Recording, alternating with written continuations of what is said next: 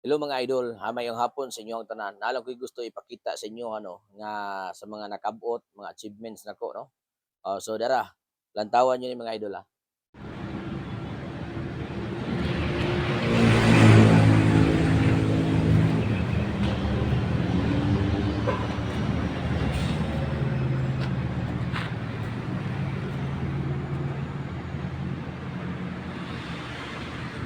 So mao to mga idol no.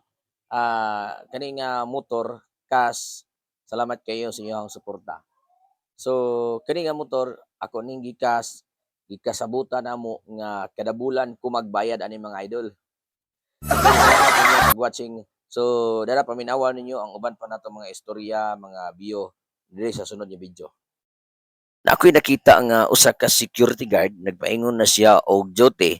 Kining usa ka security guard kadindiin lang nga lugar moadto naabot og sindangan no. Karon paingon ni siya og jote. Ang ihang apelyido ay Artiaga. So inaani no, kini siya akong nakita nga gi-enjoy gyud niya ang iyang mga achievement no. Usa ka security guard tapos driver pa gid ni siya og usa ka masahista.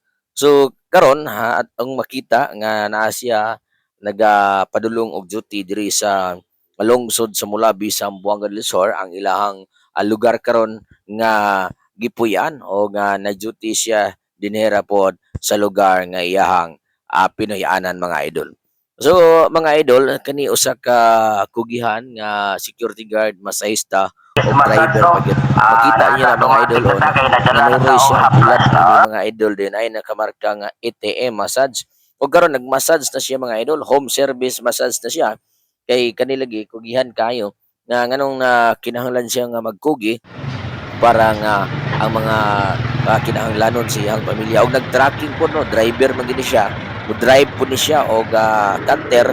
So mo na kanang nga biyahe paingon nagsindangan sa Buanga del Norte.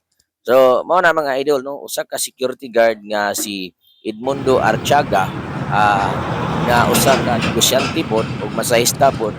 So nganong kinahanglan man magpugi ang tao para makabot niya ang iyang mga dream kinahanglan nga lihok tao kay tabangan ka. Mo ni gingon sa Biblia no nga lihok tao para tabangan ka. So mao na siya mga idol nga si Archaga usa ka security guard nga negosyante. Daghang salamat sa inyo pag-watching mga idol ha.